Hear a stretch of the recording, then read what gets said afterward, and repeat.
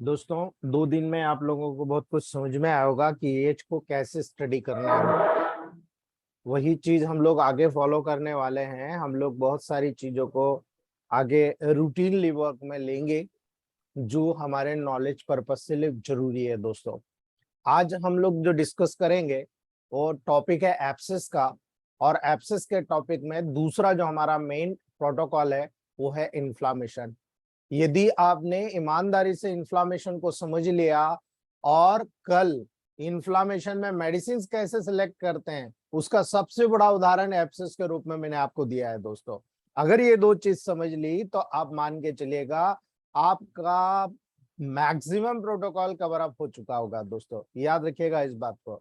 इसलिए हम यहाँ पर आज सबसे पहले एब्सेस लेंगे। एब्सेस के तुरंत बाद इन्फ्लामेशन के प्रोसेस को डिस्कस करेंगे।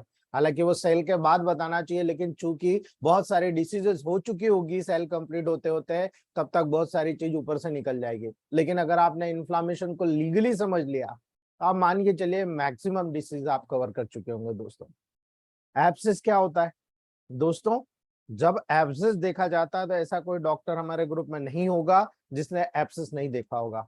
एब्सिस एक टेंडर मास होता है दोस्तों, जो सामान्यतः पिंक से डीप रेड कलर के द्वारा सराउंडेड रहता है। यानी आप जब वहां पर देखते हो पूरा एक उभार निकला हुआ होता है, इनलार्जमेंट होता है ट्यूमर जैसा, और उसके ऊपर पिंक कलर होता है और आठ साइड आप फर्स्ट पॉइंट जैसा रहता है और आस पाइड आप देखोगे एकदम पिंक कलर रहता है। प्राय एब्सिस को हाथ लगाकर आसानी से आप पहचान सकते हो कि ये एब्सिस है, क्योंकि एब्सिस के मध्य भाग में जो सेंट्रल पॉइंट होता है उस सेंट्रल पॉइंट में डीपली दोस्तों पस और डेब्रिस भरा रहता है। अब पस में लाइव और डेड सेल्स होती है, टिश्यूज होते हैं कनेक्टिव टिश्यू के, वहां पर बैक्टीरिया जो भी चीज वहां पर क्रिएट हो रही है जिसके कारण एब्सिस डेवलप हो रहा है वो वहां पर पाया जाएगा। दोस्तों एब्सिस कैसा होगा? एब्सिस एकदम पेनफुल होता है, टच करने पर गर्म महसूस करता है। याद रखिएगा अभी इन्फ्लामेशन में सब आने वाला है, क्यों पेनफुल होता है, क्यों गर्म महसूस होता है, आपको जानना चाहिए। दोस्तों पूरी बॉडी में एब्सिस कहीं पे भी हो सकता है, आप देखते हो। ज्यादातर दोस्तों कहां पर देखने को मिलेगा? आप देखो कांक बिल्ली जिसको बोलते हैं एक्सिला रीजन, ठीक है, एक्सिला रीजन में सबसे ज्यादा मिलता है। एनस के चारों तरफ आप चले जाओ, ठीक है, एनस के चारों आप चले जाओ, एब्सिस आपको देखने को मिल जाएगा। वेजोना में आप देखो फीमेल्स को जो बर्थोलिन ग्लैंड होती है उस बर्थोलिन ग्लैंड का एब्सिस सबसे ज्यादा होता है। स्पाइन के बेस पर चले जाओ, पाइलोनीडल एब्सिस जो होता है सबसे ज्यादा आपको देखने को मिलेगा स्पाइन के बेस पर। टूथ के चारों तरफ चले जाओ, दांत के चारों ओर चले जाओ, आपको डेंटल एब्सिस देखने को मिलेगा। ग्रोइन में चले जाओ, ग्रोइन में एब्सिस देखने को मिलेगा। हेयर फॉलिकल्स के चारों तरफ चले जाओ, वहां पर इन्फ्लामेशन होने पर भी एक एब्सिस का निर्माण होता है जिसको हम बोलते हैं बॉयल्स या फ्रुंकल्स, ठीक है। आप देखो बिल्कुल पीला पस पॉइंट बन जाता है और टिपिकली वो बहुत ज्यादा एब्सेस को क्रिएट करता है, बहुत ज्यादा पेनफुल कंडीशन क्रिएट करता है। ये सारी चीजें हमें टेबल प्रैक्टिस में बॉयल्स फ्रंकल्स ये सारी चीजें दिखती है, हमको देखने की जरूरत नहीं है। दोस्तों इसीलिए एब्सेसेस की जब बात करते हैं मुख्य रूप से जब भी आप सीबीसिस ग्लैंड या स्वीट ग्लैंड के ऑब्स्ट्रक्शन के द्वारा, वहां पर ऑयल्स के द्वारा होने वाला, स्किन के पंक्चर होने पर या माइनर ब्रेक्स होने पर, हेयर फॉलिकल्स के इन्फ्लामेशन पर उत्पन्न होने वाली कंडीशन, ये सब आपका एब्सेस कहलाता है। किसी भी प्रकार का जर्म्स स्किन के अंदर या उस ग्लैंड में अगर इन्वेड हो जाता है, प्रवेश कर जाता है, जिसके खिलाफ हमारी बॉडी का डिफेंस मैकेनिज्म यही इन्फ्लामेशन डेवलप करता है, और यही इन्फ्लामेशन दोस्तों होने पर वहां पर एब्सेस का निर्माण होता है। यानी आप सीधे से कह सकते हो दोस्तों कि यहाँ पर जब इन्फ्लामेशन हुआ तो हमारी बॉडी का डिफेंस सिस्टम एक्टिवेट हो जाता है। और ये डिफेंस सिस्टम कैसे एक्टिवेटेड होता है आज और कल में आपको मैं बताने वाला हूँ। ये कोई एक जगह पर नहीं होता, आपकी बॉडी में जितना भी अगर कंडीशन जो सिम्टम 5 प्रकार के जो सिम्टम आ रहे हैं, वो सिम्टम अगर आप लेकर आ रहे हो, redness, pain, swelling, warmth and loss of function, ये सिस्टम अगर 5 लेकर आ रहे हो, आप मान के चलो इन्फ्लामेशन, आप कहते हो ना अंदर इन्फ्लामेशन हो गया। यहां पर हमारी बॉडी का डिफेंस मैकेनिज्म कैसे एक्टिव होता है, कैसे एक्टिव होकर इन बैक्टीरिया को किल करने की कोशिश करता है, जिसके कारण एक इन्फ्लामेटरी रिस्पॉन्स डेवलप होता है, वो वहां पर सबसे इंपॉर्टेंट लुक आउट हमको देखने को मिलता है। सर वीडियो आप कीजिए, रेडमी नोट 8 प्रो आप वीडियो आप कीजिए, वीडियोस नॉट अलाउड। आपको वीडियो सारे अवेलेबल हो रहे हैं, आप लोग क्यों डिस्टर्ब करते हो, मूवमेंट करते हो मेरी आईज के सामने, ठीक है ना। जब ये चीजें आपके टेबल प्रैक्टिस में आपको दिख रही है तो आपको मानना पड़ेगा कि भाई कैसी कैसी कंडीशंस होती है जो टेबल प्रैक्टिस में हमको दिखे कि यहाँ पर कोई कारण हमको क्लिनिकली नजर आए कि भाई एब्सेस हो रहा है, तो हम डायग्नोस कैसे करेंगे। जब कॉज देखोगे क्रॉनिक स्टीरॉइड थेरेपी, यानी आप लगातार पुराने समय से स्टीरॉइड थेरेपी लेते आ रहे हो, कीमोथेरेपी लेते आ रहे हो। भाई बहुत सारे लोग कैंसर के लेवल पर होते हैं, उनकी बात कर रहे हैं, हमारा नहीं बात कर रहे हैं। डायबिटीज में देख लो, कैंसर में देख लो, एड्स में देख लो, सिकल सेल डिसीजेस में देख लो, ल्यूकीमिया में देख लो, क्रॉन्स डिसीज में देख लो, आप पेरिफेरल वेस्कुलर डिसऑर्डर, आपके परिधि में, आपके हैंड और फुट रीजन में, आपके एब्डोमिनल रीजन में, बहुत जगह आपको दोस्तों पेरिफेरल वेस्कुलर डिसऑर्डर के रूप में एब्सेस नजर आएंगे। अल्सरेटिव कोलाइटिस क्या है, वो भी यही चीज है दोस्तों। सीवियर बर्न्स होना, ठीक है, आप जल चुके हो। सीवियर ट्रॉमा होना, घाव हो चुका है, पक गया, एब्सेस हो गया, इन्फ्लामेशन हो गया। एल्कोहलिज्म, ज्यादा एल्कोहलिज्म लेने के कारण लीवर एब्सेस जैसी कंडीशन डेवलप हो जाती है दोस्तों। आईवी ड्रग्स एब्यूज, जो लोग आईवी ड्रग एब्यूज का आदि हो जाते हैं, बहुत सारे नार्कोटिक्स ड्रग्स, बहुत सारे तमाम तरह की मेडिकल साइंस की ड्रग्स होती है जो उनका ज्यादा उपयोग करता है, उन लोगों में बहुत कॉमन रूप से दोस्तों ये देखने को मिलता है। हमें उससे कोई लिंक नहीं, हमें अपने आप से लिंक होना चाहिए। जब हम सिम्टम्स को देखेंगे तो एब्सेस के कारण इन्फ्लामेशन का परिणाम स्वरूप होता है, यानी इसके कारण क्या होता है, एब्सेस के कारण इन्फ्लामेशन होता है, और इन्फ्लामेशन के परिणाम स्वरूप आसपास के जो टिश्यूज होते हैं उनमें फंक्शंस को भी अफेक्टेड कर देता है। और जब प्रभावित कर देगा तो एब्सेस में माइक्रो ऑर्गेनिज्म जब प्रवेश कर जाएगा और ज्यादा फेटल कंडीशन हो जाएगी, क्योंकि वो तो मल्टीपल होने लग जाएगा। यही कारण है दोस्तों, एब्सेस एक पेनफुल स्वोलन लंप होता है, सूजा हुआ लंप होता है दोस्तों, जो कि पूर्ण रूप से पस से फिल्ड होता है, यानी पस वहां पर फॉर्म रहता है। यही कारण है दोस्तों, जब आप प्रैक्टिकली इसको देखते हो तो वो पूरी बॉडी में आप देख लो, कोई दिक्कत नहीं, चिल्स और फीवर, पेशेंट को क्या लगेगा, सबसे पहले जैसे एब्सेस होता है हल्का सा ठंड लगेगा, फीवर बनना शुरू होगा, स्किन के ऊपर आप जाइए पिंपल्स या रेडनेस डेवलप होना शुरू होगा। ठीक है, ये कॉम्प्लिकेशंस होती है, ये आपको डायरेक्टली बताती है कि यहाँ पर किस प्रकार की कंडीशन डेवलप हो रही। वीडियोस बंद कीजिए please, you can moving in my eyes. Video बंद कीजिए आप लोग, या तो ज्वाइन मत करिए आप। मैडम, हेमंती मैडम, क्या नाम है आपका, Anil Agarwal sir, video close कीजिए आप लोग। मुझे समझ में नहीं आ रहा, आप लोगों को समझ में नहीं आता कि जब भी आप ग्रुप में जुड़ते हैं तो वीडियोस आपके ऑफ होना चाहिए। You can moving on my, समझ में नहीं आ रहा आप लोगों को, ठीक है कोई बात नहीं, चलने दीजिए, आपको जैसा करना है। जब यहाँ पर स्किन पिंपल्स अगर डेवलप होता है, वहां पर रेडनेस डेवलप होता है, तब दोस्तों वहां पर कॉमन रूप से आपको एक कंडीशन नजर आएगी, आपको पोस्ट पेनफुल लंप नजर आएंगे, आपको टेंडरनेस नजर आएगा, आपको स्वेलिंग नजर आएगा दोस्तों। यहाँ पर बहुत सारे ऐसी कंडीशंस होती है जो सोलन लिम्फ नोड्स के लेवल पर आप देखो, कई बार बच्चों को प्राइमरी कॉम्प्लेक्स जैसी कंडीशन आती है, गले के नेक रीजन में आप देखिए छोटे छोटे एब्सेसेस डेवलप होता है, और वो एब्सेसेस डायरेक्टली इंडिकेट करता है कि हाँ साहब यहाँ पर लिम्फ नोड का एनलार्जमेंट हुआ है, पस पॉइंट डेवलप हुआ। एक कॉमन रूप से टेबल प्रैक्टिस में आपको देखने को मिलता है। जब आप एब्सेस का डायग्नोस कर लेते हो, उस डायग्नोसिस के बाद आप इन्वेस्टिगेशन कराइए। ठीक है, तो एब्सेस के लिए करवाएंगे आप, बिल्कुल नहीं, तो कोई विशेष स्पेशल टेस्ट नहीं होती, किंतु पस कल्चर अगर आप करवाते हैं तो लीजन का पस कल्चर कलेक्ट करके जब उसका आप वहां पर दोस्तों एब्सेस का इन्फेक्शन का पस कल्चर कराएंगे, 3-4 दिन में रिपोर्ट आएगी, जब तक तो इलेक्ट्रोमेपेड ट्रीटमेंट से आप ठीक कर चुके होंगे, कोई बड़ी बात नहीं है। ठीक है, according to condition protocol change होता है दोस्तों, अगर एक्यूट है तो और क्रॉनिक है तो याद रखिएगा दोनों कंडीशन में प्रोटोकॉल चेंज होता है, और उन्हीं प्रोटोकॉल्स के बिहाफ पर आपका प्रोटोकॉल तय होता है। जब आप एब्सेस के लेवल पर जाते हो, सबसे बेटर चीज होती है S1C5G या गैंग्रीनल फोर्थ सेकंड। जब हम स्टार्टिंग पीरियड में हमने एजुकेशन लिया था तो S1C5G बताया जाता था, अच्छा काम करता था, कोई दिक्कत नहीं, लेकिन जब गैंग्रीनल फोर्थ सेकंड की बात की फिर तो हमें देखने की जरूरत नहीं है, क्योंकि आपको पता है गैंग्रीनल फोर्ट कितना जल्दी काम करता है। आज इन्फ्लामेशन का टॉपिक के बाद में आपको समझ में आ जाएगा कि हम किस प्रकार से इलेक्ट्रोमेपैथ के जो डॉक्टर्स होते हैं वो काम करते हैं। बहुत सारे लोग हैं प्रोटोकॉल प्रोटोकॉल खेलकर इतने मास्टर हो चुके हैं कि बस प्रोटोकॉल ही देते हैं, उनको पता नहीं है, आप इन्फ्लामेशन पूछोगे तो नहीं बता पाएंगे आपको। ठीक है, क्यों नहीं बता पाएंगे, क्योंकि उन्होंने प्रैक्टिकल किया, इसलिए मैं कहता हूं प्रैक्टिकल आप भी करिए। S2F1C5G जब देना है D5 में, जब लीवर का एब्सेस होता है, याद रखिएगा S2F1C5G जब एब्सेस होता है लीवर का तब देना है आपको D5 में। P1C5G जब आपका लंग्स का एब्सेस होता है, तो ये एक क्राइटेरिया बता रहा हूं कि देखो आप मेडिसिन कैसे लेकर जा रहे हो, ठीक है।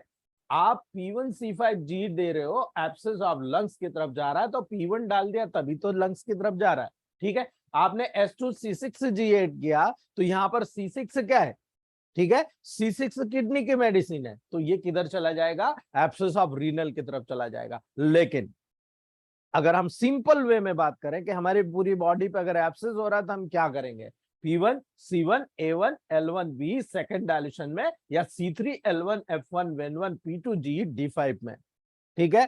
ये प्रोटोकॉल 100% ट्रू प्रोटोकॉल है जो हमारे ग्रुप के द्वारा प्रूवन किए गए हैं। और ये जो 5 नंबर का प्रोटोकॉल है, किसी भी प्रकार के एब्सेस में जो बॉडी के ऊपर एक्सटर्नली नजर आ रहा है, तमाम प्रोटोकॉल्स में दोस्तों आप इसको क्योर कर सकते हो। जब एब्सेस डेवलप होता है, कच्चा है, अभी पका नहीं है, ठीक है, एब्सेस है, कड़क है, आप C4G का D5 में पिल्स बनाइए और उसको फ्रीक्वेंटली दे दीजिए आप, ठीक है। Only 5 pills 1 cup of hot water में, उसको मैक्सिमम 4 से 6 बार दे दीजिए, 1 या 2 दिन वेट कीजिए आप, ओनली 1 to 2 डेज, फोड़ फाड़ के बाहर निकाल देगा। जितना पस बनेगा एब्सेस में, एक ही बार में बनाकर पूरा बाहर कर देगा। उसके बाद यही चीज C4G के आप D4 में उसको लगा दीजिए और हॉट कंप्रेस कीजिए। इसी के साथ में आप देखिए वो बहुत तेजी के साथ पक जाएगा, बह जाएगा। और जब बह जाता है, इसी C4G का, C4 को हटा के C5G का आप वहां पर दोस्तों एब्सेस पॉइंट पर आप अप्लाई करना शुरू कर दीजिए। अगर आपको और अच्छा करना है, L2F1W को D4 में एक्सटर्नली अप्लाई कराइए, बहुत ब्रिलियंट सूथिंग इफेक्ट के साथ में वहां से ब्लड का वाइटेशन खत्म हो जाता है और पेशेंट लगभग रिकवर हो जाता है। लेकिन ये जो गैंग्रेनॉल फोर्ट है, 5 नंबर प्रोटोकॉल है, स्पेसिफिक प्रोटोकॉल है दोस्तों। इसके बगैर आप किसी भी एब्सेस के लेवल को क्लियर अप नहीं कर पाओगे और रिजल्ट आपका ऑथेंटिसिटी पर नहीं आ पाएगा। लेकिन ये ऐसी चीज है जो हर प्रकार के इन्फ्लामेटरी प्रोसेस को रिकवर कर देती है, बशर्ते आपको ब्लड और लिम्फ को प्यूरिफाई करते आना चाहिए दोस्तों। अगर आप ब्लड और लिम्फ को प्यूरिफाई करेंगे, देन आपका जो प्रोटोकॉल होगा वो सबसे बेस्ट प्रोटोकॉल के रूप में इंडिकेट करेगा दोस्तों। ये था हमारा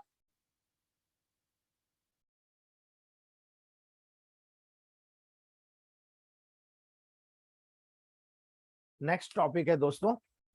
ये हमारा एब्सेस कंप्लीट हुआ, सिंपल सा है, कोई दिक्कत नहीं है, आप लोगों को सबको पता है, मैंने केवल जनरल आपको कंसिडरेशन दिया दोस्तों। नेक्स्ट बात हम करते हैं, जो हमारा सबसे इंपॉर्टेंट टॉपिक है वो है इन्फ्लामेशन। क्या होता है इन्फ्लामेशन? आप में से कई डॉक्टर्स ऐसे हैं जिन्होंने ऐसी इन्फ्लामेटरी कंडीशन को हंसते खेलते ठीक किया है दोस्तों, क्योंकि आप लोगों को पता है कि इन्फ्लामेशन क्या होता है, ठीक है। इन्फ्लामेशन बॉडी के लेवल पर 2 तरह का होता है, ठीक है। जब आप बॉडी के लेवल पर जाओगे, इन्फ्लामेशन को देखोगे, 2 कैरेक्टर में आपको देखने को मिलेगा। एक होगा एक्यूट इन्फ्लामेशन, एक होगा क्रॉनिक इन्फ्लामेशन, ठीक है, करेक्ट। आपको याद रखना है, एक होगा एक्यूट इन्फ्लामेशन, एक होगा क्रॉनिक इन्फ्लामेशन। यहां पर हम एक्यूट की बात करेंगे, ठीक है। अब जब एक्यूट की बात करेंगे तो एक्यूट में 2 रिस्पॉन्सेस होते हैं, एक होता है वेस्कुलर रिस्पॉन्सेस और एक होता है सेल्यूलर रिस्पॉन्सेस, ठीक है। मैंने इसीलिए कहा कि सेल का इंट्रोडक्शन आपको बताना बहुत जरूरी है, क्योंकि बगैर सेल्यूलर जाने हुए आप इन्फ्लामेशन को जान नहीं सकते हो, ठीक है। जब भी किसी रोग में, जब भी आपकी बॉडी में किसी भी प्रकार का परिवर्तन नजर आता है बॉडी को, आपकी बॉडी में जब परिवर्तन आ गया तो आपका डिफेंस मैकेनिज्म क्या करेगा, रास्ता देखेगा, हाँ मैं हलवा खा लूं फिर काम करूंगा, ठीक है ना। वो तुरंत रिस्पॉन्स करता है, तो आपको पता होना चाहिए रिस्पॉन्स किस तरह से करता है, वेस्कुलर रिस्पॉन्स या सेल्यूलर रिस्पॉन्स, ठीक है। आज हम सबसे पहले डिस्कस करेंगे वेस्कुलर रिस्पांस कैसे करता है दोस्तों। तो एक एक चीज हम लोग लेकर चल रहे हैं और वही चीज आपकी टेबल प्रैक्टिस को मास्टर बनाने का काम करेगी दोस्तों, बशर्ते हमें थोड़ा सा अपना नॉलेज अपडेट करना पड़ेगा, आपको अपने आप को मोटिवेट करना पड़ेगा, बाकी का काम मेरा है दोस्तों, ठीक है। अब इन्फ्लामेशन की बात आती है तो काफी लोग बोलते हैं कि भाई इन्फ्लामेशन होता क्या है, ठीक है। नाम देख कर कई नए लोग होते हैं वो डर जाते हैं, अरे बाप रे इन्फ्लामेशन कोई बड़ी चीज होगी, बड़ी चीज नहीं है दोस्तों, ठीक है। Response of vascularized tissue to infection, ठीक है, यानी कोई भी बॉडी में कोई भी ऐसा ऑर्गन क्या जहां पर ब्लड वेसल्स नहीं है ऐसा कोई सा ऑर्गन, अगर ब्लड नहीं मिलेगा तो क्या वो जीवित रहेगा? नहीं ना। सारे जगह में आप देखो ब्लड सर्कुलेशन होता है, तो जो जो टिश्यू वेस्कुलराइज होता है, जहां जहां टिश्यूज में वहां पर ब्लड वेसल्स की सप्लाई होती है, ब्लड की सप्लाई होती है, वो इन्फ्लामेशन को शो करता है। जहां पर ब्लड सप्लाई नहीं होती है वो इन्फ्लामेशन को शो नहीं करता। ठीक है। जब इस्चीमिया होता है, आप देखो एवेस्कुलर नेक्रोसिस, इस्चीमिया और ब्लड सप्लाई नहीं हो रही वहां पर या रिड्यूस हो गई, तो इन्फ्लामेटरी प्रोसेस होगी क्या? नहीं होगी ना। आपको करना क्या है, आपको वहां ब्लड सर्कुलेशन बढ़ाना है। जैसे ही ब्लड सर्कुलेशन बढ़ाओगे इन्फ्लामेटरी प्रोसेस हो जाएगी, आपका एवेस्कुलर नेक्रोसिस ठीक हो जाएगा। ठीक है। केवल इतना सा फिनोमिना, लेकिन डॉक्टर्स दिया करते हैं, प्रैक्टिकल किया करते हैं, क्या करते हैं, अरे आप मेडिसिन दो, कोई दिक्कत नहीं है, लेकिन सबसे पहले मालिश करवाओ, ब्लड सर्कुलेशन बढ़ाओ। दूसरा, एक्सटर्नल एप्लीकेशन के साथ इंटरनल एप्लीकेशन ऐसी दो जो बोन की तरफ ब्लड सप्लाई बढ़ाए। ठीक है। अगर आपने C4A1 ऐड करके जो भी मेडिसिन आगे ऐड करके आपने वहां ब्लू इलेक्ट्रिसिटी ऐड करके दे दिया, क्या होगा? क्या होगा? आपकी बॉडी के अंदर बोन की तरफ आपने ब्लड सप्लाई बढ़ाई तो आपकी बॉडी भी बहुत होशियार है, आपके C4A1 को वहीं भेजेगी सबसे पहले जहां पर सबसे ज्यादा कमी ब्लड की हो रही है। इसलिए दोस्तों, आपको जिस मेडिसिन, हम लोग इसीलिए कहते हैं जनरल टॉनिक में आप C4S5RE ऐड कर लो। आप ऐड करते हो तो क्या रिजल्ट मिलता? आपके ग्रुप में काफी लोग हैं जो सालों से करते आ रहे हैं, और कुंटल से आप पेशेंट को कलेक्ट कर लीजिए जिनका बोन पेन बंद कर दिया उन्होंने। ठीक है। यही कारण है, क्योंकि C4S5RE देकर उन्होंने पेन को बंद किया, सर्कुलेशन बढ़ा दिया, लिक्विड सिक्रेशंस बढ़ा दिए, उसके बाद आरी बदल के जी कर दिया, देखो हीलिंग हो गई। ठीक है। ये सारी कंडीशन आपने इन्फ्लामेटरी प्रोसेस के अकॉर्डिंग ही तो सीखी है, यही तो सीख रहे हो आप।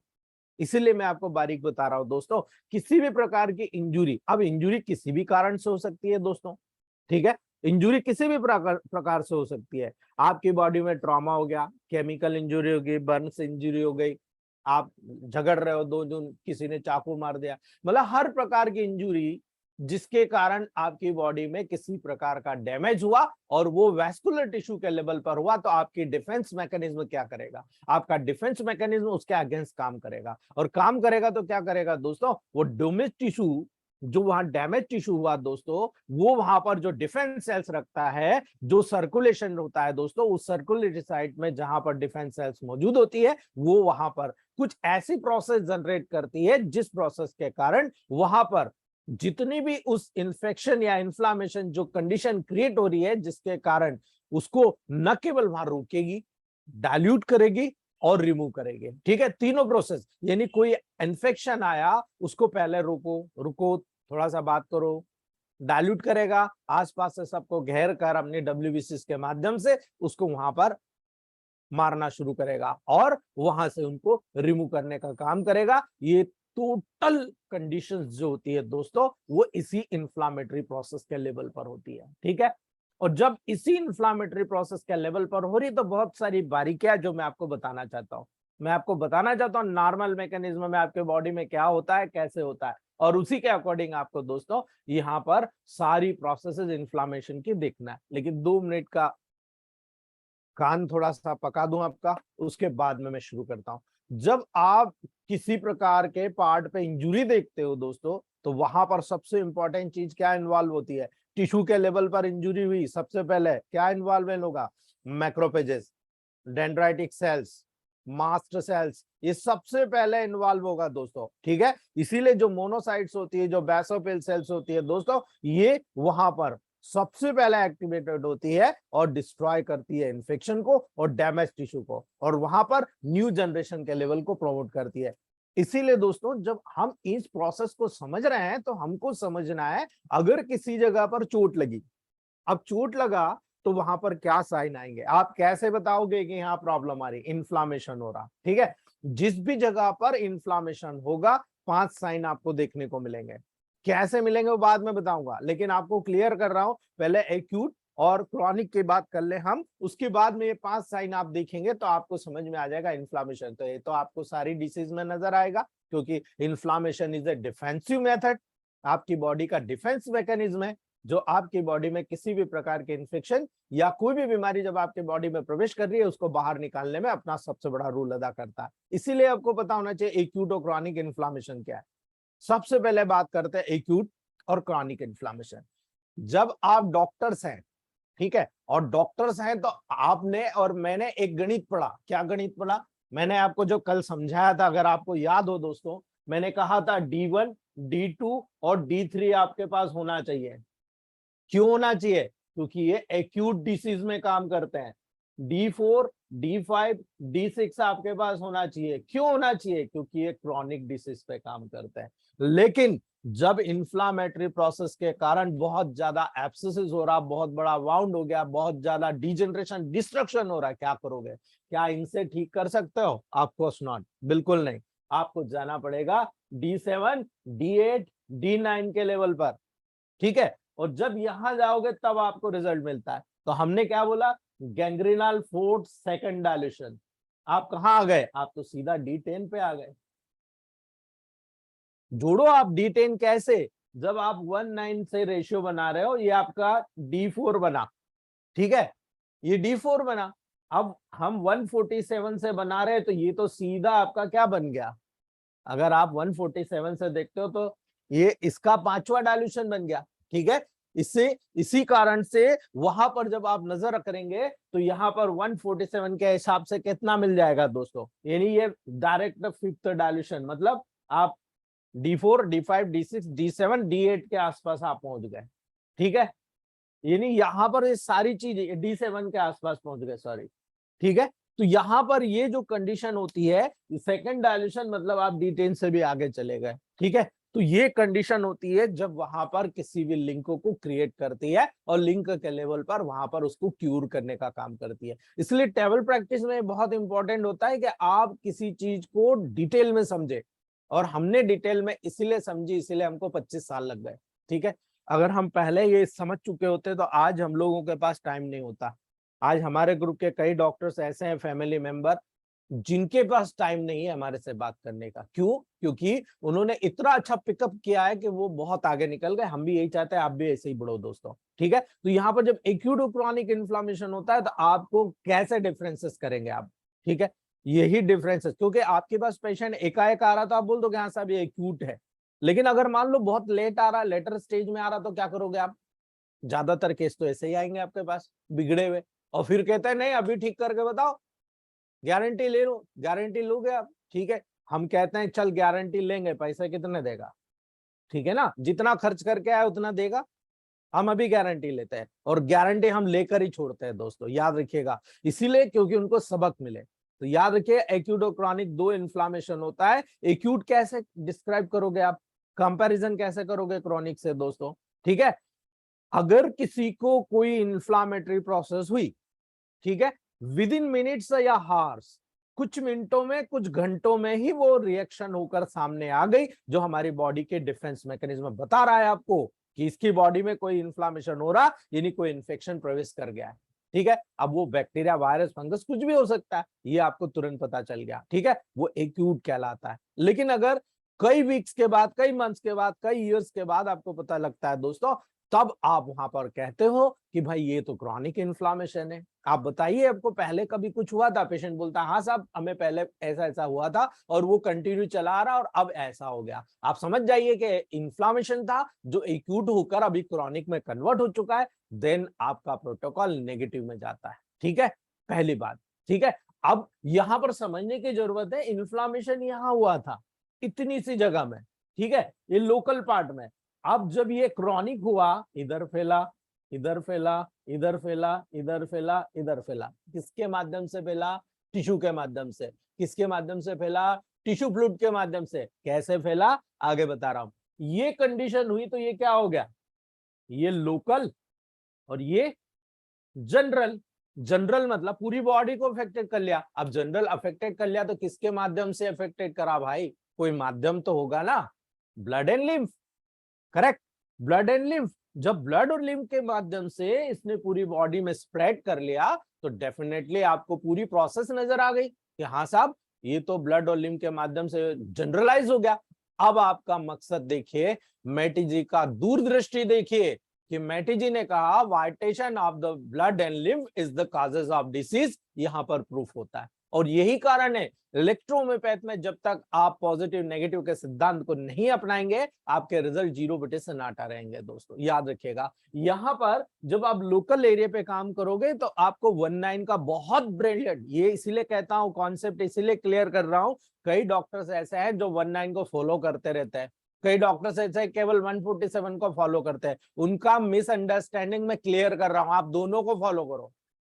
कुछ जगह पर 19 अमृत है, कुछ जगह पर 147 अमृत है। जहां आप लोकल इन्फ्लामेशन है 19 दे दोगे, D4 D5 देखो यहाँ पर मैंने एब्सेस के लेवल पर कहीं सेकंड डायल्यूशन लिखा, कहीं D5 लिखा है। दोस्तों याद रखिएगा, यहाँ पर लोकल है तो D5-19 रेशियो ब्रिलियंट काम करेगा। इंडोक्राइन सिस्टम जब पढ़ोगे ये चीज बहुत अच्छे से समझ में आएगी। तो यहाँ पर लोकल काम कर रहा है, और जब आप जनरल की बात करोगे यहाँ 147 काम करेगा। लेकिन अगर गैंग्रीनल फोर्स देते हो तो लोकल और जनरल दोनों पे काम करता है। क्यों काम करता है? क्योंकि वो जनरलाइज कंडीशन को रिवर्स करता है। यानी आप किसी भी मेडिसिन को दोगे, आपको पता होना चाहिए कि जो जनरल फैल चुका था उसको ये रिड्यूस करने का काम करता है। ठीक है, अगर आप A2C5G को 200 डायल्यूशन में दे दोगे तो ये generalize within unlimited period, limited समय में ही ये मान के चलिएगा जो फैला था रिवर्स हो जाएगा। इसलिए हम कहते हैं कोई भी इन्फ्लामेशन को रिड्यूस करना है तो जिस गति से, जिस तरीके से, जिस रास्ते से वो बढ़ा था उसी रास्ते से उसको रिड्यूस कीजिए आप। ठीक है, अब जिस रास्ते से आप उसको रिड्यूस कर रहे हो तो क्या आप D4 D5 D6 में आप वहां पर यूज कर सकते हो? बिल्कुल यूज नहीं कर सकते हो। वहां पर आपको हमेशा नेगेटिव से पॉजिटिव आना पड़ेगा, अर्थात यहां पर हाई पोटेंसी देकर सबसे पहले जनरलाइज कंडीशन को लोकल कंडीशन में जहां पर फैला था उसको रोकना पड़ेगा। इसीलिए हम हर डिसीज में आपको कहते हैं कि जहां क्रॉनिक डिसीज कोई पेशेंट लेकर आता है सबसे पहले हाई पोटेंसी दीजिए, 2 से 3 डोज दीजिए, नेवर माइंड 2 से 3 डोज दीजिए। ठीक है, दूसरा मैकेनिज्म ये करना पड़ेगा आपको कि जब इन्फ्लामेटरी प्रोसेस हो रही तो आप ये देखिए क्या हम पॉजिटिव देंगे तो ये नेगेटिव होकर जो बाहर फैला हुआ ये कवर होगा?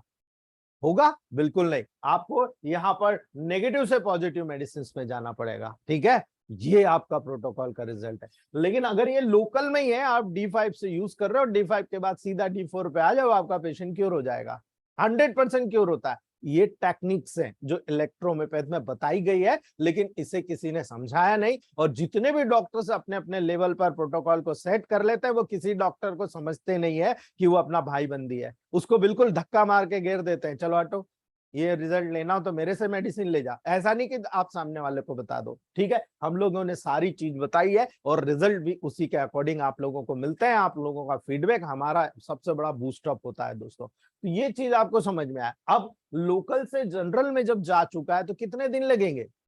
ठीक है ना, यहां से यहां पहुंचने में डेफिनेटली सालों लग जाते हैं, वीक्स, मंथ्स, ईयर्स तक लग जाते हैं। इसीलिए दोस्तों आप देखो, जब अस्थमा हुआ, अस्थमा कहां से शुरू हुआ? नोज की म्यूकस मेम्ब्रेन के इरिटेशन से हुआ, साइनोसाइटिस के लेवल पर डेवलप हुआ, राइनाइटिस के लेवल पर हुआ। दोस्तों ठीक है, ये होता रहा। आप क्या करते हो, जितना भी मॉडर्न साइंस के चक्कर में पेशेंट जाता है, आप लोग क्या करते हो, उसको सुखा देते हो, ड्राई अप कर देते हो। तो धीरे धीरे क्या होता है, जो एलर्जेंस होता है ट्रैंकिया, लैरिंग्स, फेरिंग्स से होता हुआ लंग्स में सबसाइड कर जाता है। अब आप मुझे बताओ, ऐसा अस्थमा जो एलर्जेंस के कारण डेवलप हुआ है, क्या क्योर हो रहा?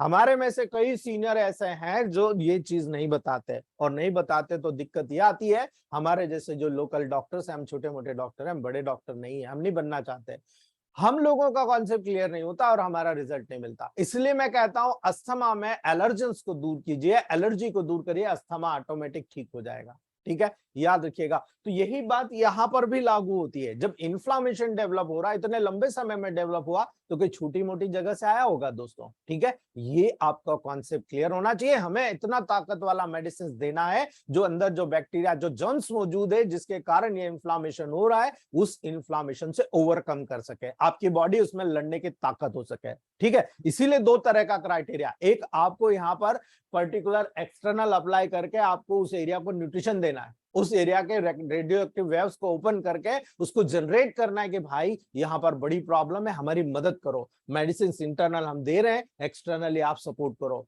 जितना भी एब्सेस होता है बाहर निकाल दिया जाता है। उसके बाद में जितना भी वहां पर हीलिंग की कंडीशन होती है वो इंटरनल एक्सटर्नल दोनों मेडिसिन के सपोर्ट के माध्यम से बहुत ही क्विकली आप ठीक करते हो। लेकिन जब एक्यूट कंडीशन आती है, ठीक है। आप पैथोलॉजिकल हम बात कर रहे हैं, फिजियोपैथो एनाटॉमी, अगर आप वहां पर फिजियोलॉजिकल कोई प्रोसेस गड़बड़ हुई तो आप एनाटॉमी में चेंज दिखते हो, जो आपके पर्टिकुलर स्ट्रक्चर में एब्सेस के रूप में सामने आ रहा, करेक्ट। लेकिन अगर आप पैथोलॉजी देखोगे तो पैथोलॉजी में आपको मिलेगा क्या, आप लेबोरेटरी टेस्ट कराते हो, टोटल काउंट बढ़ा हुआ है, आप देखते हो 4,000 11,000 नॉर्मल होता है, आप देख रहे हो ये तो 15 17 18,000 पे चला गया। फिर देखते हो नहीं यार डिफरेंशियल काउंट देखे हम, आप देखते हो न्यूट्रोफिल बढ़ा हुआ है यार, ठीक है, न्यूट्रोफिल बढ़ा हुआ तो आप क्या बोलते हो, अरे यार इसको एक्यूट इन्फेक्शन है, बोलते हो ना, यहीं पे सीख जाओ आप, ठीक है।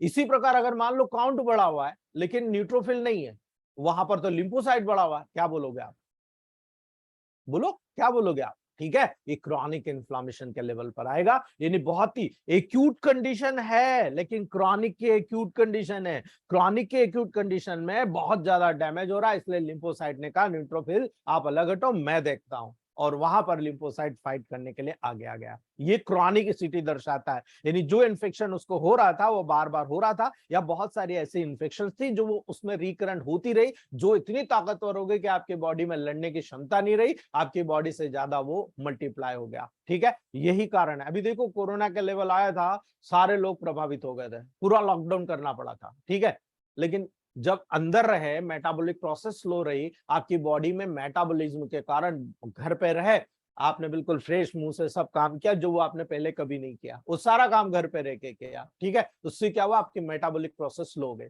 यानी आपकी इम्यूनिटी बहुत स्ट्रांग रही। आप बाहर जाते, मेटाबॉलिक प्रोसेस उधर इन्वॉल्व करते हैं, लीवर को उधर इन्वॉल्व होना पड़ता है, लीवर इम्यूनिटी खाक बनाता, ठीक है, इसीलिए भी ये मैकेनिज्म बहुत बढ़िया काम किया दोस्तों, ठीक है। तो ये न्यूट्रोफिल सबसे इंपॉर्टेंट एक्यूट कंडीशन में काम करती है, लेकिन जब क्रॉनिक कंडीशन हो जाती है, तीन चीजें याद रखिएगा, बहुत इंपॉर्टेंटली काम करती है दोस्तों, ठीक है। इसी कंडीशन में मैक्रोफेजेस सबसे पहला काम करता है, मैक्रोफेजेस, ठीक है, दूसरा काम करता है लिम्फोसाइट्स, तीसरा काम करता है प्लाज्मा सेल्स, ठीक है, मैक्रोफेजेस, लिम्फोसाइट, प्लाज्मा सेल्स, ये तीनों सबसे अकॉर्डिंगली कंडीशन क्रॉनिक में, यही तीनों सेल्स आपको बड़ी हुई नजर आएगी दोस्तों, याद रखिएगा। तीसरी बात, जब आप एक्यूट डिसीज में देखते हो, वहां पर आउटकम क्या होता है, कोई भी एक्यूट डिसीज जो होता है 7 से 10 दिन में ऑटोमेटिक सेल्फ लिमिटिंग कंडीशंस होती है, यानी उसको जितना वहां पर तकलीफ देना है आपको दे जाएगा, उसके बाद सेल्फ लिमिटिंग कंडीशन के अकॉर्डिंग वहां पर वो रिमूव हो जाएगा, ये एक्यूट इन्फ्लामेशन में होता है। लेकिन जो क्रॉनिक इन्फ्लामेशन होता है ना, प्राय बहुत सीवियर हो जाता है, क्यों, क्योंकि दोस्तों ये टिश्यूज को डैमेज करता है, ये फाइब्रोसिस कॉज करता है, और इसी कारण से बहुत सारे वहां पर कॉम्प्लिकेशंस आपको देखने को मिलता है। ये सारी चीजें आपके टेबल प्रैक्टिस में आपको अकॉर्डिंग टू कंडीशंस देखने को मिलती है, इसीलिए ये चीजें मैं आपको बता रहा हूं दोस्तों। दूसरी बात, जब आप यहाँ पर एक्सेप्शन देखेंगे तो दोनों में भी एक्सेप्शन देखने को मिलता है दोस्तों, यानी एक्सेप्शन क्या है, अगर आप टाइफाइड फीवर देखोगे, ठीक है, जब आप टाइफाइड फीवर देखते हो तो ये तो एक्यूट इन्फेक्शन है ना, आप टाइफाइड फीवर में एक्यूट इन्फेक्शन आप देखो, काउंट आपको कम मिल रहा है, काउंट कम मिलेगा लेकिन लिम्फोसाइट बड़े हुए मिलेंगे आपको, है ना, ये टाइफाइड, ये एक्सेप्शन है एक्यूट डिजीज में, कि टाइफाइड अगर हो रहा है आपका काउंट कम मिलेगा लेकिन लिम्फोसाइट आपको बढ़ा हुआ मिलेगा, ये आपको सीखना पड़ेगा दोस्तों कि कौन सा एक्सेप्शन है। मेडिकल साइंस में हर चीज का एक्सेप्शन है, कई लोग हमारे इलेक्ट्रोमोपैथ में कहते हैं आप D4 D5 D6 की बात करते हो, हम हाइपोटेंसी करते हैं, हाइपोटेंसी होती नहीं, कई लोग ऐसे ठुकरा देते हैं हाइपोटेंसी होती नहीं, इसीलिए वो घर बैठे हुए उनके प्रैक्टिस वही 5 7 8 10 पेशेंट की है। जो लोग ईमानदारी से इस प्रकार की कंडीशन को क्रिएट करेंगे उनके रिजल्ट भी उसी अकॉर्डिंग आएंगे दोस्तों, याद रखिएगा। जब एक्सेप्शन देखते हो आप क्रॉनिक में, तो क्रॉनिक सुडोमोनास इन्फेक्शन जितनी भी होती है दोस्तों, अभी क्रॉनिक बहुत धीरे धीरे होती है, और जो सुडोमोनास इन्फेक्शन होगी तो उसमें हमेशा न्यूट्रोफिल बड़ा होता है, अब ये तो क्रॉनिक है और न्यूट्रोफिल बड़ा होता है, हम लोग कंफ्यूज हो जाते हैं भाई ये क्या कंडीशन है, लेकिन ईएच में है, that is not possible because we are curing blood and lymph, हम केवल ब्लड और लिम्फ को साफ करने का काम करते हैं, ऑटोमेटिक उस ऑर्गन की तरफ मेडिसिन को भेजते हैं, और ब्लड और लिम्फ हम लोग जनरल टॉनिक नेचुरल टॉनिक का जब सपोर्ट देते हैं, पूरी बॉडी का ब्लड और लिम्फ प्यूरिफाई हो रहा है, और जब प्यूरिफाई हो रहा है सेकंड डायल्यूशन में बैलेंस हो रहा है, और आप ऑर्गन के मेडिसिन का सपोर्ट अलग से दे रहे हो, आप देख लो दोस्तों आपकी पूरी बॉडी से फटाफट इन्फ्लामेशन बाहर हो जाएगा, पास आउट हो जाएगा। यही कारण है दोस्तों, जब आप इन्फ्लामेशन की पूरी प्रोसेस को जान लोगे, मुझे आपको बोलने की जरूरत नहीं पड़ेगी यहां पर क्या हो रहा है। ठीक है, सबसे पहला सिम्टम जब नजर आएगा,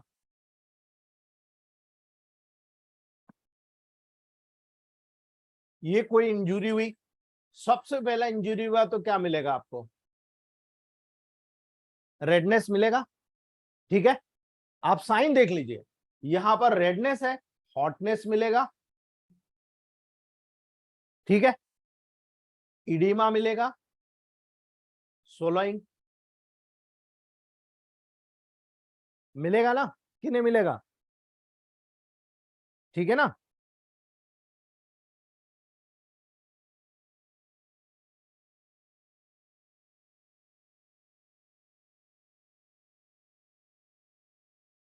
पेन मिलेगा और लॉस ऑफ फंक्शन, यानी वो पार्ट जहां पर इंजुरी हुई है वो अपना काम नहीं कर पाएगा, लॉस ऑफ फंक्शन में चला जाएगा। ठीक है, अब वहां पर दो चीज कर सकते हो आप, या तो उसको रीजनरेट करा दो या उसको रिपेयर करा दो। इलेक्ट्रोहोम्योपैथ दावा करता है कि 90% केसेस में रीजनरेट होता है, 90% केसेस रीजनरेट बिना दाग के खत्म कर देता है। आप में से कितने लोगों ने यूज किया इसको? 10% ऐसा होता है जब बड़ा वाउंड होता है या बहुत ज्यादा डीप सीटेड वाउंड होता है, उसकी जो कंडीशंस होती है बहुत ज्यादा वर्स्ट होती है, बहुत पुराना होता है, तब जाकर वहां पर रिपेयर होता है। ठीक है, ये बहुत ही ब्रिलियंट केसेस होते हैं। कविता मैडम लिख रही है कि I did it, very good ma'am, thank you. तो ये चीजें यहाँ पर काम आती है। और जब आप टेबल प्रैक्टिस में इनको मेडिकल साइंस के लेवल पर देखते हो तो आपको नजर आता है, आप यहाँ पर स्वेलिंग को देखते हो तो इसको बोलते हैं ट्यूमर। ठीक है, इसको बोलते हैं ट्यूमर। जब रेडनेस होता है इसको आप क्या बोलते हो? रूबर। ठीक है, हॉटनेस होता है इसको बोलते हैं कॉलर। ठीक है, पेन होता है उसको क्या बोलते हैं? क्या बोलते हैं? डॉलर। वो डॉलर नहीं, ठीक है ना, इसको डॉलर बोलते हैं। ठीक है, इसीलिए दोस्तों यहां पर इसको बोलते हैं फंक्शनोलीशिया, लॉसिया, फंक्शनोलॉसिया। ये 5 सिम्टम्स होते हैं, यानी रेडनेस जिसको रूबर बोलते हैं, स्वेलिंग जिसको ट्यूमर बोलते हैं, हॉटनेस जिसको कॉलर बोलते हैं, पेन जिसको डॉलर बोलते हैं, लॉस ऑफ फंक्शन जिसको फंक्शनोलेशिया कहते हैं। ये टिपिकल सिम्टम्स इन्फ्लामेशन में आपको देखने को मिल रहे हैं और उसी के अकॉर्डिंग दोस्तों आप यहां पर प्रोटोकॉल तय कर रहे हो। इसीलिए केवल इतना जान लीजिए, उसके बाद में पूरी फिलॉसफी बताता हूं कि होता क्या है वहां पर, कैसे इन्फ्लामेशन होता है, कैसे पूरी प्रोसेस होती है। दोस्तों जब आप इन्फ्लामेशन के कॉजेस के लेवल पर आते हो दोस्तों, तो याद रखिएगा bacterial, viral, fungal, parasitic injury किसी भी प्रकार से वहां पर जब डैमेज होता है तो वो इन्फ्लामेशन को कॉज करता है। जब किसी भी प्रकार का टिश्यू का नेक्रोसिस होता है वो भी इन्फ्लामेशन को कॉज करता है। अब नेक्रोसिस का क्या मतलब? एक टिश्यू है और टिश्यू में ब्लड सप्लाई है और यहां पर किसी कारण से ब्लड सप्लाई ब्लॉक हो गई, ब्लड सप्लाई ब्लॉक हो गई, वहां पर टिश्यू को न्यूट्रिशन नहीं मिला, टिश्यू ड्राई अप होना शुरू हो जाएगा। ठीक है, और टिश्यू की डेड होना शुरू हो जाएगी, वो नेक्रोसिस कहलाता है। दोस्तों फॉरेन बॉडी अगर आपके बॉडी में प्रवेश कर गई, चोट लगी, चोट लगने के बाद बहुत सारे धूल मटेरियल जितनी भी गंदगी है आपके शरीर में चला गया, ऊपर से डॉक्टर ने साफ कर दिया, अंदर से साफ नहीं करा, क्या होगा?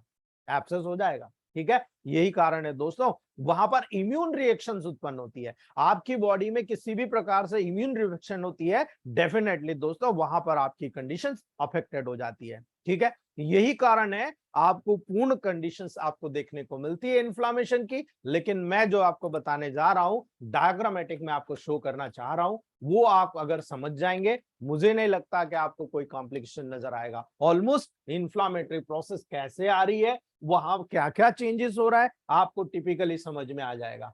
केवल ये बताइए, आपको दिख रहा है ना?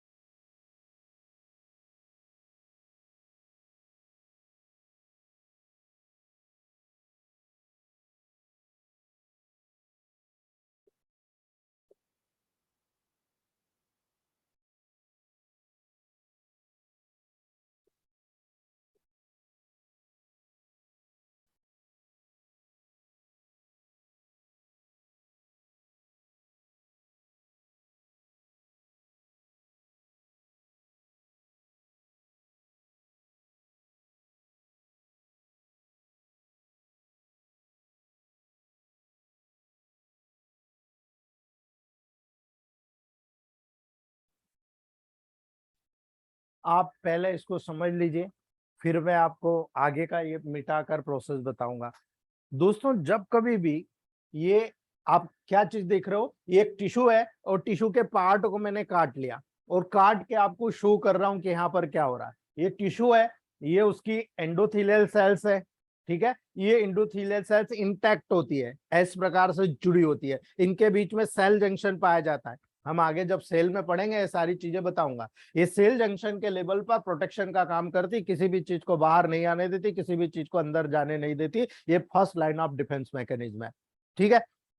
यहां पर क्या होता है, ये पूरा ब्लड सर्कुलेशन है, ये आपका आर्टेरियल पार्ट है, यहां से आर्टेरियल पार्ट से आपकी आर्टरी से ब्लड आ रहा है। ये वीनस पार्ट है, ये एडमिक्सचर है, यानी यहाँ आर्टेरियल ब्लड और वीनस ब्लड दोनों मिक्सचर हो रहा है, और मिक्सचर होकर यहाँ से वीनस ड्रेनेज से बाहर हो रहा है, ठीक है। यानी आर्टेरियल ब्लड आया, ऐसा आएगा, ठीक है। कैसा आएगा बता रहा हूं, क्यों आएगा ये भी बता रहा हूं। और जब यहाँ से वेस्टेज मेटल है वो जा रहा है बाहर, यानी हमारा इलेक्ट्रोमोपैथ का जो ब्लड और लिम्फ की प्यूरिफिकेशन वाली प्रोसेस है, कैसे करता है मैं वो बताने की कोशिश कर रहा हूं। और अगर आप लोगों को समझ में आ गए, दुआ देना मेटी जी को कि मुझे आशीर्वाद दिया कि मैं आपको बता रहा हूं। दोस्तों, यहाँ पर वो चीजें हैं जो आपकी टेबल प्रैक्टिस में चार चांद लगा देगी। कैसे लगाएगी देखिए दोस्तों, जब यहाँ पर किसी भी प्रकार से, मान लो आपके यहाँ पर किसी प्रकार से आपने सुई चुबा दी या किसी प्रकार से हल्का सा कट लग गया, और मान लीजिए कि कोई बैक्टीरिया अंदर गया, तो वो क्या करेगा, वो ये करेगा दोस्तों, यहाँ पर ये बैक्टीरिया आपकी बॉडी में प्रवेश कर गया।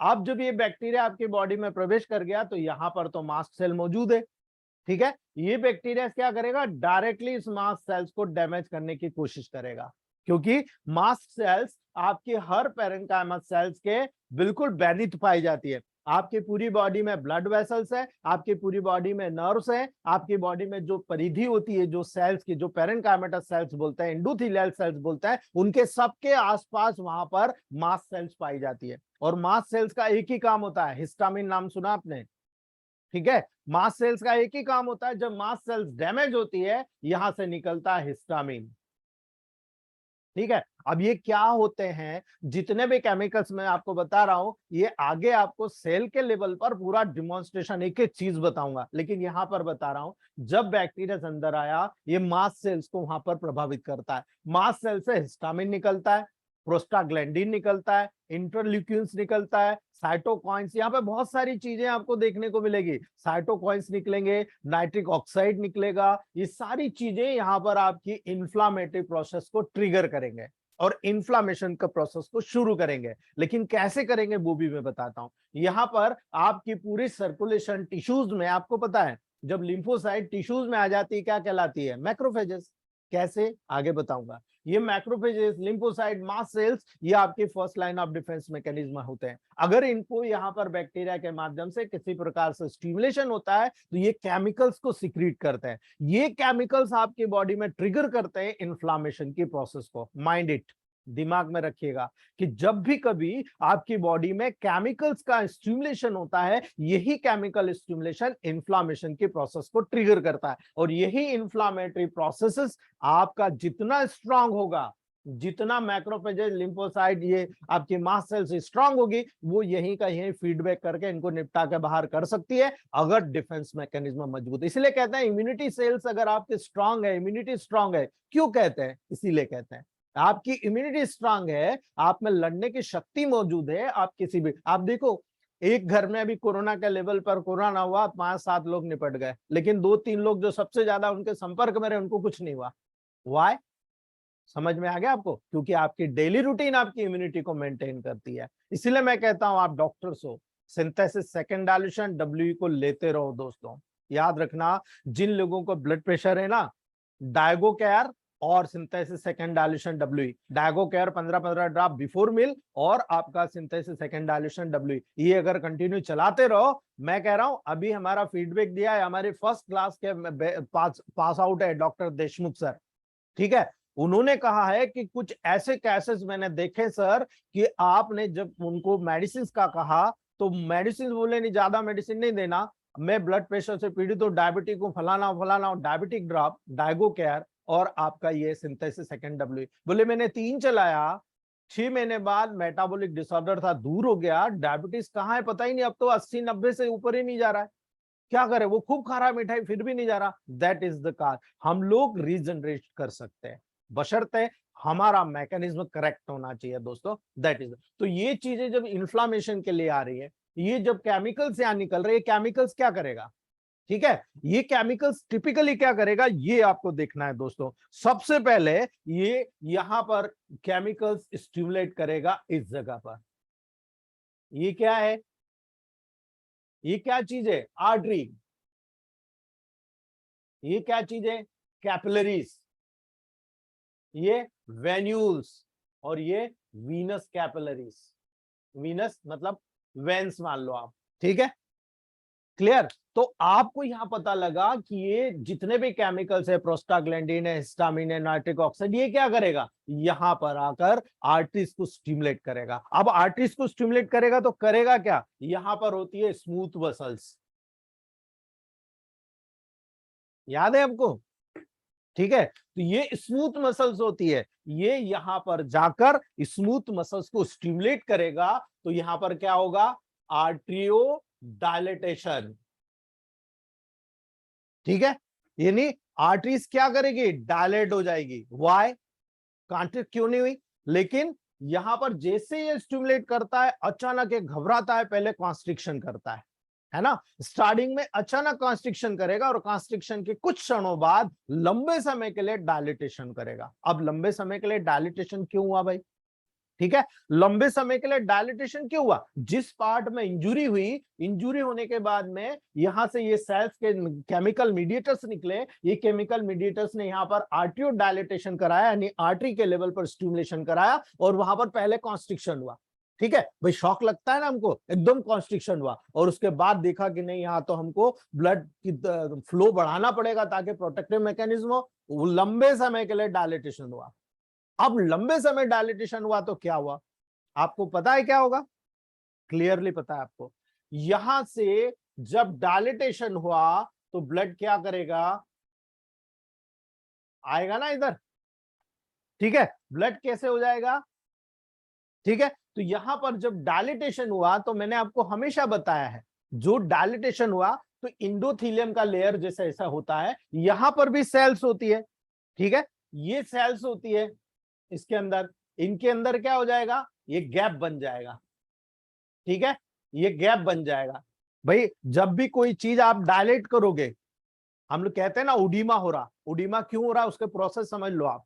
यहां पर इनकी जो पहले इंटेक्ट थी, ये एक दूसरे से चिपकी हुई थी, जब डायलेट हुई, खिंचाई, तो उनके बीच में पोर्स क्या होंगे, ऑफकोर्स बढ़ेंगे, ठीक है, यहां पर पोर्स बढ़ गए, और ये जो ब्लड होता है नीचे की तरफ आने लगा, ये ब्लड पूरा नीचे की तरफ आने लगा, और इस आर्टियो एडमिक्सचर जो होता था, यहां से बाहर नीचे की तरफ आया। लेकिन क्यों आया और कैसे आया, ये बहुत इंपॉर्टेंट है, ऐसा क्या हुआ यहाँ पे। हालांकि सेल पढ़ोगे तो आपको ऑटोमेटिक समझ में आएगा, लेकिन हमारे मित्रों को इन्फ्लामेशन बताना बहुत जरूरी है, इसलिए मैं हाफ प्रोसेस आज बताऊंगा, हाफ प्रोसेस कल बताऊंगा। आज अगर आप देख रहे हो यहां पर, टिपिकली आपके ब्लड में दो प्रेशर बहुत इंपॉर्टेंट होता है,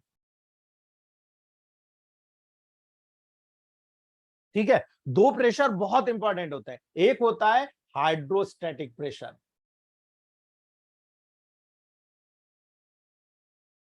ठीक है, एक होता है हाइड्रोस्टैटिक प्रेशर, और एक होता है कोलाइडल ऑस्मोटिक प्रेशर, ठीक है, याद रखना इस बार को। और एक होता है,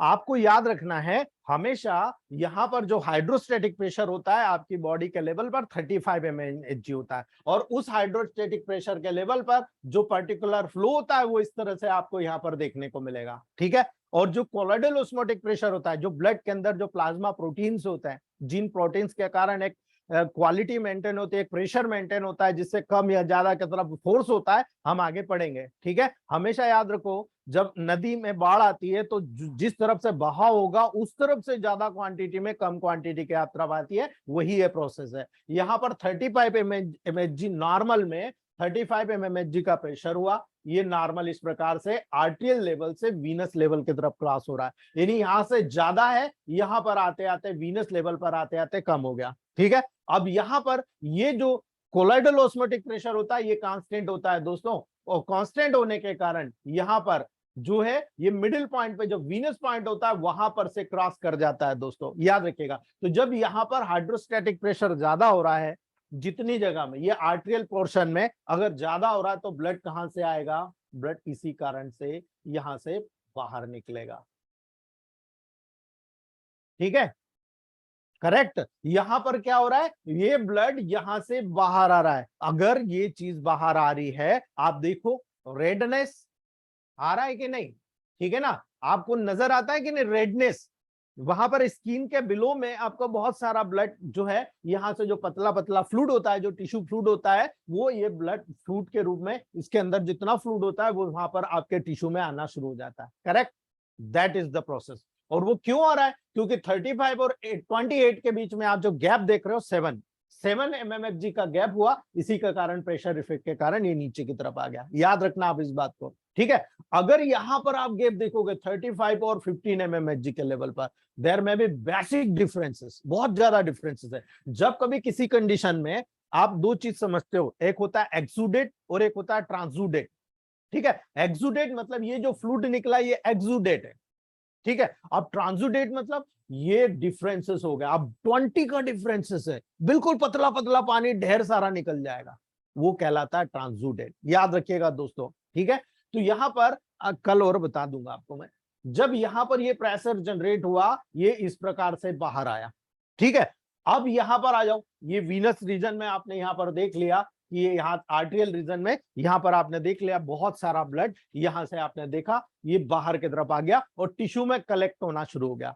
अब यहां आ जाओ, यहां तो उल्टा हो गया, ठीक है। यहां पर क्या हुआ, आपका जो कोलॉइडल ऑस्मोटिक प्रेशर है वो ज्यादा हो गया और आपका पर्टिकुलर हाइड्रोस्टेटिक प्रेशर होता है वो कम हो गया, अर्थात यहां पर फ्लूइड का प्रेशर बढ़ गया बाहर नीचे।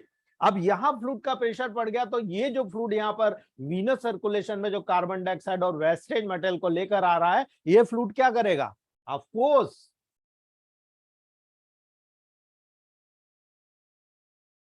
ये फिनोमेना है दोस्तों जिसके अंतर्गत आपकी बॉडी में कोई भी चीज इन्हीं प्रेशर इफेक्ट के माध्यम से वहां पर अंदर आना और बाहर जाने का काम करती है। तो यहां पर जब ये हाइड्रोस्टैटिक प्रेशर और कोलॉइडल ऑस्मोटिक प्रेशर का यहां पर प्रॉपर सीक्वेंसेस हुआ, इसी सीक्वेंसेस के बिहाफ पर यहां से फ्लूइड अंदर बाहर आया और यही चीज, यही प्रेशर जब अंदर कम हो गया और बाहर ज्यादा हो गया तो ये बाहर वाला फ्लूइड वीनस सर्कुलेशन की तरफ आता है और वीनस ड्रेनेज के माध्यम से वहां से बाहर निकल जाता है। ये पूरी प्रोसेस हुई और इसी कारण से आप याद रखिए जब ये फ्लूइड बाहर आया, बाहर आके यहाँ कलेक्ट हुआ तो रेड दिखेगा नहीं दिखेगा, ठीक है, उसे कहते हैं रेडनेस या रूबर।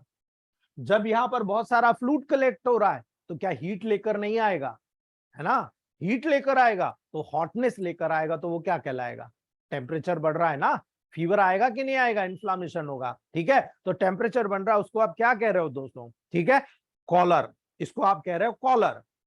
अब जब यहां पर ये दोनों कंडीशन डेवलप हो गई, आप देखो वहां पर फ्लूइड कलेक्ट हो रहा है, अब फ्लूइड कलेक्ट हो रहा है तो आप ओडीमा बना रहे हो, ठीक है, ओडीमा होगा वो ट्रांसुडेट के कारण होगा, लेकिन यहां पर जो स्वेलिंग हो रही है टिश्यू फ्लूइड के कारण हो रही है, इसीलिए इसको आप ट्यूमर कहते हो दोस्तों, ठीक है। चौथी बात, जब यहां पर आप ये कंडीशन देख रहे हो यहां डैमेज हो गया, अब डैमेज हो गया तो क्या वो फंक्शन कर रहा है, क्या आपके काम का है, वो काम के फंक्शन करेगा, प्रोटेक्शन करेगा, नहीं कर पाएगा। और यही डैमेज जब होगा दोस्तों टिपिकली ये आपका लॉस ऑफ फंक्शन, अर्थात ये कैरेक्टर जब यहां पर इंफ्लामेशन का डेवलप होता है तो वो इंफ्लामेशन में ऐसा होता है। अब आप मुझे बता दीजिए, मैंने आपको जब कहा था कि प्रोटोकॉल्स आप मत पूछिए, आप फिजियोलॉजिकल एनाटॉमिकल पैथोलॉजिकल बैकग्राउंड पर ढूंढने की कोशिश कीजिए, आपको मिल जाएगा। मैंने आपको समझाया था, अगर आपको याद हो दोस्तों, मैंने कहा था आपको कि जब प्रोटोकॉल निर्धारित करना है तो आपको निर्धारित करना है कि जब यहां से लगाकर यहां तक काम हो रहा है तो आपको याद रखना है जब यहां पर फ्लो हो रहा है बाहर हो रहा है, ठीक है। तो आपको मैंने कहा था खाना खाने के बाद लिम्फेट बनने तक का काम स्क्रोफुलोसो का, यहां कोई काम नजर आ रहा है स्क्रोफुलोसो का, ऑफ कोर्स नॉट, ठीक है, बिल्कुल नजर नहीं आ रहा। आप क्या करोगे, क्योंकि फंक्शन जहां जिस ऑर्गन में फंक्शन गड़बड़ हुआ वहां पर आपको नजर आएगा, लेकिन यहां पर तो टिश्यू डैमेज हुआ है। अब टिश्यू डैमेज हुआ तो प्रोटोकॉल देखिए आप, ये आर्टरी है, ठीक है, ये आर्टरी है, आर्टरी का काम तो नॉर्मल हो रहा है कि नहीं, सारी प्रोसेस नॉर्मल हो रही है, एबनॉर्मलिटीज कहां आ रही है, इस जगह पर आ रही है। इन्फ्लामेशन में क्या हो रहा है, ऑक्सीजन यहां पर पर्याप्त मात्रा में टिश्यू में मौजूद है, लेकिन कार्बन डाइऑक्साइड की मात्रा एक्सेसिव है, वेस्ट मटेरियल एक्सेसिव है। आपको कार्बन डाइऑक्साइड और वेस्टेज मटेरियल को निकालना है, क्या करोगे आप, प्रोटोकॉल कैसे तय करोगे। आपका यहां पर वेन पे काम करने वाली मेडिसिन, फटाफट बताइए, आप खुद निकाल रहे हो प्रोटोकॉल, मैं नहीं बता रहा हूं। वेन के लेवल पर प्रॉब्लम क्रिएट हो रही है, A2 दिया आपने। टिश्यू रेमेडी बताइए, डिस्ट्रक्शन हो गया है, डिजेनरेशन हो रहा है, आप बताइए, C3 and C5, these two remedies directly act on tissues, especially deep seated tissue C3। यानी ओल्ड केसेस में आपको C3 का प्रयोग करना है और न्यू केसेस में आपको C5 का प्रयोग करना है, अर्थात एक्यूट एंड क्रॉनिक के लेवल पर बता रहा हूं, करेक्ट। गैंग्रीन होगा तो क्या प्रयोग करोगे, C3 या C5, they both are affected equally, and then you give this patients to organobooster C3 D7 and simultaneously या second dilution simultaneously gangrenal fort, you can cure more fast than other remedies, other system। आप किसी भी दूसरे system से ज्यादा बेहतर काम कर जाओगे। जब यहां पर आपने इसके साथ में L1 को इस्तेमाल किया, क्यों L1, क्योंकि यहां मिडिल मैन का काम करेगा L1, ठीक है। यहां पर A2 C3 C5 L1 का काम किया, यहां पर आपने F1 जोड़ दिया तो खतरनाक हो जाएगा, F1 बिल्कुल नहीं जोड़ना, याद रख लेना। L1 जोड़ा, आपको पता है कि यहां पर मेन काम बैक्टीरिया, फंगस, वायरस, ये जर्म्स, आपने वर्वन ऐड कर दिया, आपने वेन1 और P2 को ऐड कर दिया और बाद में G ऐड कर दिया। That is the formula of organobooster and gangrenal forte, and why it is used, why it is work, आपको समझ में आ गया कि ये कैसे काम करेगा, बशर्ते आपको करवाने आना चाहिए। एक्यूट है तो क्या, क्रॉनिक है तो क्या, याद रखिएगा इस चीज को। डिजेनरेटिव डिस्ट्रक्टिव डिसीज है तो क्या, इसीलिए मैंने आपको क्लियरली कल इंडिकेट किया था, D1 D2 D3 नहीं है तो भूल जाओ, आपकी बहुत सारी कंडीशन फेलियर है। जब आप एक्यूट केस में आते हो D1 में दे दो आप डायरेक्ट 30 ml डिस्टिल्ड वाटर में, यही चीज फार्मूले के बेसिस के आधार पर आप उतनी उतनी ड्रॉप डाल दीजिए और पेशेंट्स को दे दीजिए। आप देखो 15 मिनट के अंदर रिस्पांस आना शुरू होता है, ओनली 15 मिनट, ठीक है। आप स्मेल कराते हो तो कितनी जल्दी रिजल्ट आता है, तो आप सोच लो D1 में दिया तो कितनी जल्दी, D2 में दिया तो, अगर यूरिक एसिड का केस है तो चैलेंज कर लो, मेरे ग्रुप के मेंबर 2 महीने में ठीक करते हैं। मुझे कंपटीशन है, मतलब मैं कॉन्फिडेंस से बोल सकता हूं कि मेरा ग्रुप का आदमी, क्योंकि जितने भी डॉक्टर्स हैं सब क्वालिफाइड हो चुके हैं। आप D2 में दे दो, ठीक कर देंगे। क्यों देंगे, इसी के बिहाफ पर, क्योंकि वहां इन्फ्लामेशन हो रहा है और इन्फ्लामेशन को अब दूर कर रहे हैं, ठीक है। तो ये प्रोसेस आपको इस तरह से बनाना है, और यही कारण है दोस्तों कि ये छोटी छोटी चीजें जो होती है, मैं आपको इसीलिए पहले बता दिया। अब जब सेल बताऊंगा आप देख लेना परफेक्टनेस, पूरे इंडिया में हमारा जो फिलोसॉफिकल पॉइंट है नंबर 1 पर स्ट्रेन करेगा दोस्तों। ये ताकत है हमारी एज की, इसी बेस पर आप प्रैक्टिस कीजिए, ये बेस है आपका, ठीक है। इसके आगे का चैप्टर मैं आपको कल बताऊंगा, ये रिवाइज करूंगा एक बार, क्योंकि ये बेस है। कोई भी बॉडी का इन्फ्लामेशन क्रिएट करना है, ये बेस है, और यही इसीलिए मैं कहता हूं गैंग्रीन ले लो, आप ले लो, कैसे छोड़ना नहीं, ठीक है। मैं आपके ग्रुप में एक प्रोटोकॉल डालूंगा, गैंग्रीनल फोर्ट D7 और गैंग्रीनल फोर्ट D4 का स्प्रे। आप सविता मैम की बात करूंगा, मुंबई से हैं doctor Savita ma'am. Savita ma'am ने एक म्यूजिक डायरेक्टर का केस चैलेंज के साथ एक्सेप्ट किया था, और जब वो क्यूर किया, उस म्यूजिक डायरेक्टर ने 47,000 का आईफोन मोबाइल गिफ्ट किया था। विद इन 25 डेज का प्रोटोकॉल है दोस्तों, उन्हीं के द्वारा बताया हुआ। मैंने उनको केवल बताया था कि आपको ये देना है, केवल 2 चीज दो, गैंग्रीनल फोर्ट D4 का स्प्रे कराओ, इसी के बेहाफ पर बताया था। मैंने उनको कहा था इन्फ्लामेशन पड़ा है, बोले हाँ सर अभी पड़ा 4 दिन पहले, बस मैंने कहा आपको मेडिसिन दे रहा, आपको समझ में आ जाएगा। That is the best. अब यहां पर आती है बात कि ठीक है हमने स्ट्रक्चरल बात कर ली, लेकिन फंक्शन भी तो सुधारना पड़ेगा ना। अब कौन से पार्ट का फंक्शन है, ठीक है, वहां पर आपको देखना है कौन से पार्ट का प्रॉब्लम है।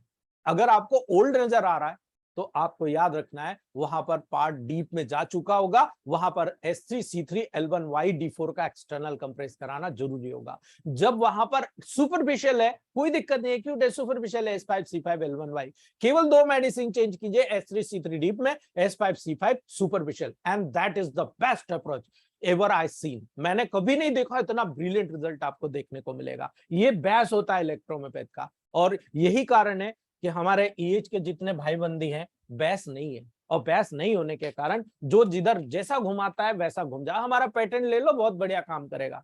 कैसे काम कर रहा भाई ये तो बता दो, नहीं बताते। आप खुद बनाओ आपके पेटेंट, आप खुद सिलेक्शन करो। जिस दिन आपने अपना खुद मेडिसिन बनाना शुरू कर दिया, आपके नंबर ऑफ पेशेंट बढ़ेंगे, नंबर ऑफ पॉकेट में 500-500 के नोट, 2-2 हजार के नोट ऑटोमेटिक बढ़ जाएंगे। आपको कुछ नहीं करना है, एक पेशेंट ठीक करो 10 मिलता है। हमारे ग्रुप में सीनियरों से पूछ लीजिएगा आप, ठीक है। ये बेस है दोस्तों। तो आपने आज क्या सीखा दोस्तों? इन्फ्लामेशन में आपने सीखा, एक्यूट इन्फ्लामेशन में 3 कंपोनेंट्स में पार्ट में गए आप। पहले आपने देखा डायलिटेशन ऑफ ब्लड फ्लो, जैसे यहां पर इंक्रीज हुआ सबसे पहले कॉन्स्ट्रिक्शन हुआ और तुरंत वैसोडायलेटेशन, लंबे समय के लिए वैसोडायलेटेशन हो गया, यानी ब्लड फ्लो इंक्रीज हो गया। कहां इंक्रीज हो गया? टिश्यू फ्लूइड में, ठीक है, टिश्यू फ्लूइड में इंक्रीज हो गया। और जब टिश्यू फ्लूइड में इंक्रीज हो गया, यही कारण है दोस्तों सबसे पहला इन्फ्लामेशन का प्रोसेस आपको यहां पर देखने को मिला, ब्लड फ्लो इंक्रीज हो गया। इंक्रीज वेस्कुलर परमिबिलिटी, अब ब्लड फ्लो यहां इंक्रीज हो गया तो वेस्कुलर परमिबिलिटी बढ़ गई, और वेस्कुलर परमिबिलिटी बढ़ गई तो क्या होगा? प्लाज्मा प्रोटीन, प्लाज्मा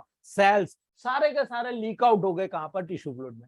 सारे लीक आउट हो रहे हैं टिश्यू फ्लूइड में, और वहां कलेक्ट हो रहे हैं, ठीक है। इसको बोलते हैं मूवमेंट ऑफ वेसल्स, ये इस वेसल्स का मूवमेंट हुआ, ठीक है। तीसरा आपने देखा इमिग्रेशन, अभी हमने वो देखा नहीं है, वो कल देखेंगे। Immigration of WBC from circulation to remove offending agents, movement of cell, यानी यहां पर जितने भी ये केमिकल्स निकले, प्रोस्टाग्लैंडिन्स, आपका कीमोकाइंस, इंटरल्यूकिन्स, अभी ये बचा है, वो मैं कल बताऊंगा। वो जब निकल कर आएंगे और सेल्युलर इवेंट्स यहां पर होगा, तो वो हीलिंग कैसे होगा?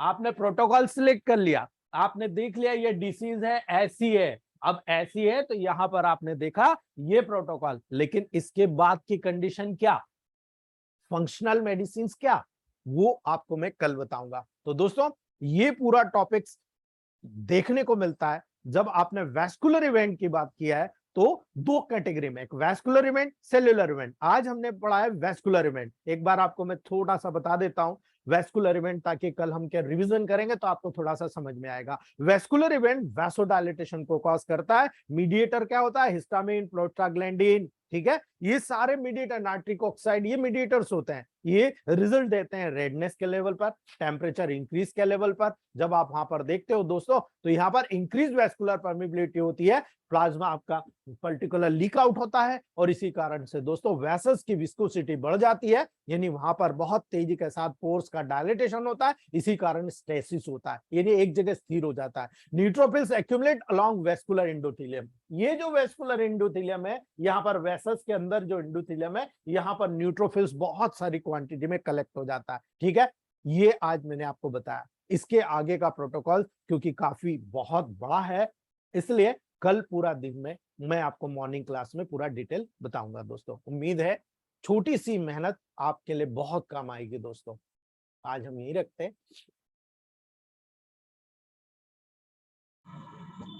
सर थैंक यू जी Kapil sir, thank you sir. Excellent sir, बहुत ही अच्छे से बताया। आपकी हमारे लिए छोटी कर दी आप।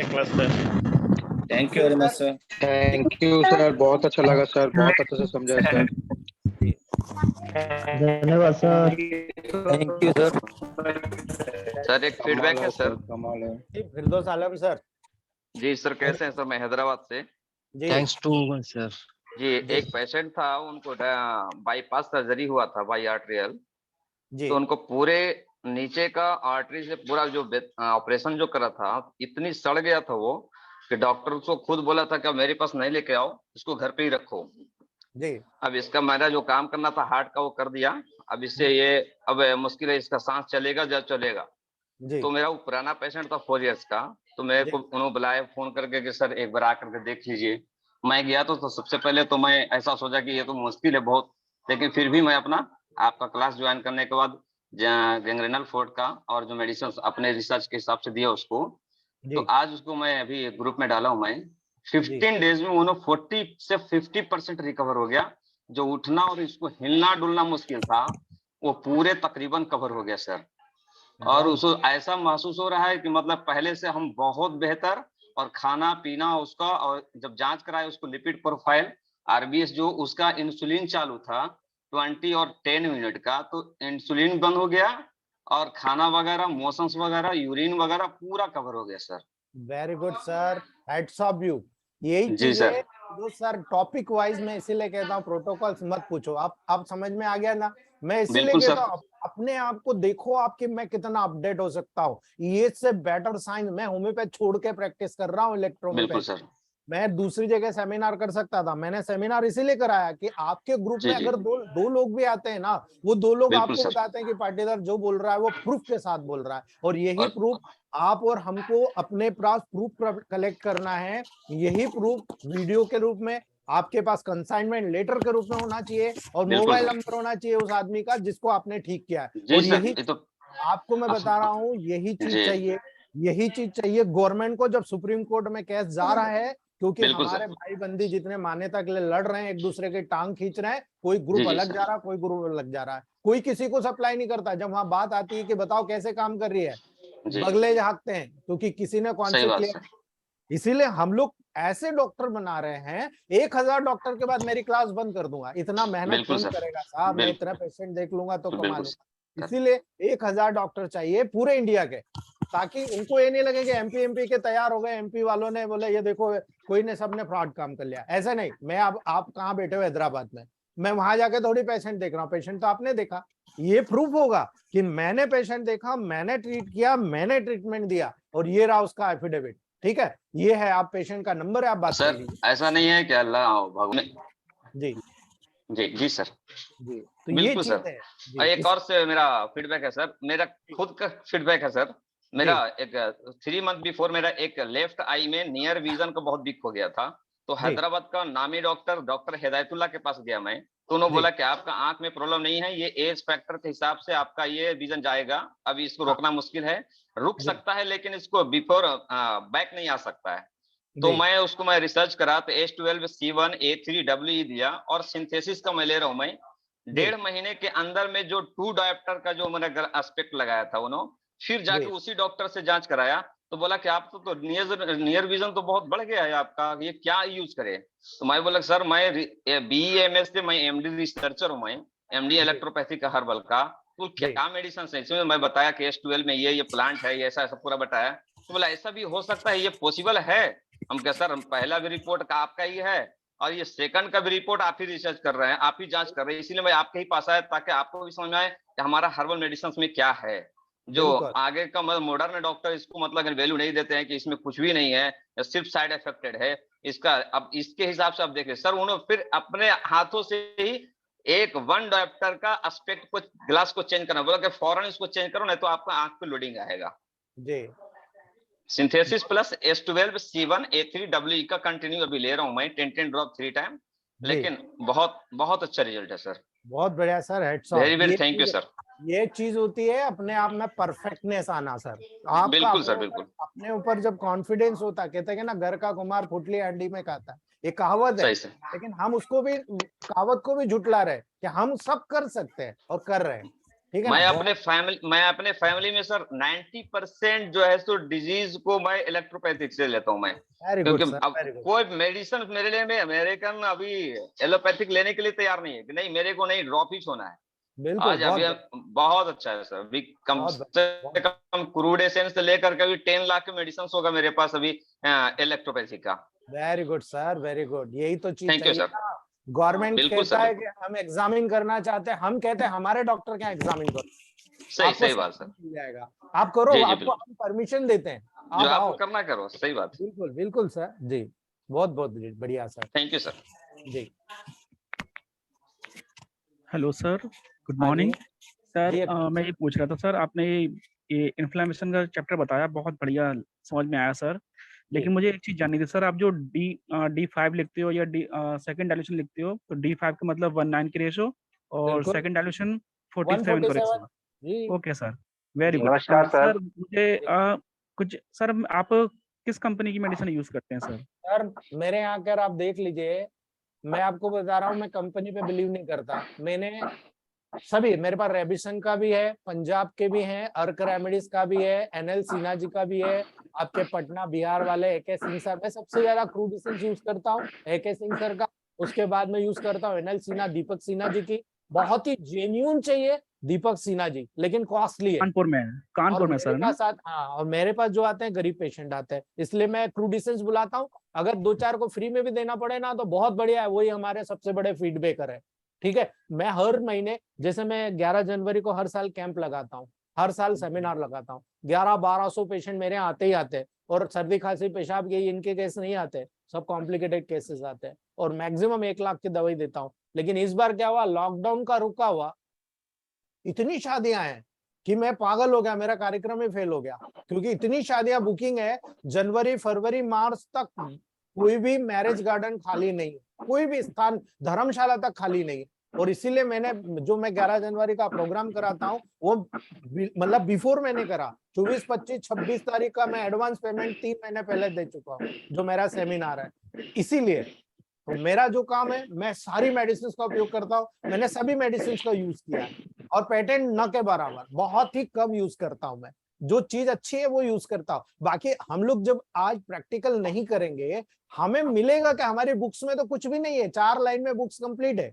बताइए आप मुझे कैसे वही है, करोगे आप? केवल पेटेंट से ही काम होता है सर, लेकिन मैं चाहता हूँ केवल डायल्यूशन से काम करना। आपका मैंने किया है, डायबिटीज कोर्स ज्वाइन किया था सर मैंने, केवल डायबिटीज स्पेशल, उसका मैंने फीडबैक लिया सर, बहुत अच्छे रिजल्ट मिले मुझे। और बिल्कुल मैंने मिलेगा। वहां से सर मैंने डायबिटीज के सारे पेटेंट यूज करना बंद कर दिया तब से मैंने। वेरी अब मैं गुड सर, केवल बहुत। वही यूज करता हूँ, केवल जो सर आपके प्रोटोकॉल्स में। सर अकरम सर, ये आपकी देन होगी मेटी जी को। मेटी जी को एक अच्छे नमस्कार सर। जी जी नमस्ते। जी नमस्कार सर। नमस्ते। कैसे हैं सर? बिल्कुल बढ़िया सर। हाँ, सर आपका क्लास तो वाकई बहुत क्लासिकल होता है। जी जी सर। जी। और जब से आपका formula general tonic, natural tonic, power booster, lympho booster, अभी ऐसा हो गया है हमारे क्लिनिक में कि एक सप्ताह में 10-10 लीटर अब केवल general tonic, very good natural sir, tonic, very lympho good. Booster खत्म हो रहा है। और बहुत इसका बढ़िया। रिजल्ट इतना बेटर है सर कि हम अभी 21-22 सालों के प्रैक्टिस में इतना अच्छा रिजल्ट हमने नहीं लिया था, जो अभी आपके इस पावर बूस्टर और लिम्फो बूस्टर नेचुरल टॉनिक से मिल रही है। वेरी गुड और सर। अभी अभी मैंने केवल 149 रेशियो से ही प्रैक्टिस शुरू किया है, और इसका रिजल्ट वाकई बहुत अच्छा आ रहा है। बहुत और बढ़िया सर। अभी डायबिटिक के लिए आपने जो C2 1M और C70 1M बताया है, मैंने लगभग 50 पेशेंट को यह दिया है ये कॉम्बिनेशन, और इतना अच्छा डायबिटीज पर उसका रिजल्ट आ रहा है। उसके साथ में SY सिंथेटिस दे रहा हूँ, बहुत ही अच्छा रिजल्ट उसका आ रहा है। क्या? बहुत बढ़िया और सर। सारे पेशेंट काफी खुश हैं सर। Very good sir. और वो सभी लोग इतना ही कह रहे हैं कि ये मेडिसिन आपने पहले क्यों नहीं दिया, जो अब दे रहे हैं। अभी मैंने जी सीखना ही शुरू किया है। जी इसीलिए तो मैं कहता हूँ ना सर, हम अब मान लो हमारे अभी 100 प्लस लोग जुड़े थे। अगर 100 लोग एक कंधे से कंधा मिलाकर पूरे इंडिया में काम करते हैं, तो आप मुझे सोचिए कितना बड़ा साहित्य तैयार होता है। यानी अभी मैं खुद अपने आप को कहता हूं, मैंने अभी नहीं पढ़ा, अभी मुझे और पढ़ना है, क्योंकि कमियां क्या है। S1 अभी कई लोग कहते हैं सर हम तो प्रोटोकॉल पहले भी दे रहे थे, हम पहले देते थे, कहाँ देते थे और कहाँ रिजल्ट मिलता था। अब तो ऐसा हो गया है कि हमको पता है कि कहाँ हम देंगे तो कहाँ रिजल्ट मिलेगा। अब देखो C2 C17 1000 कहाँ काम कर रहा है, कोई नहीं सोच सकता कहाँ काम कर रहा है, कोई नहीं, नोबडी कैन एक्सप्लेन। लेकिन मैं और भी D1 के लेवल पर प्रैक्टिस कर रहा हूँ, D2 के लेवल पर कर रहा हूँ।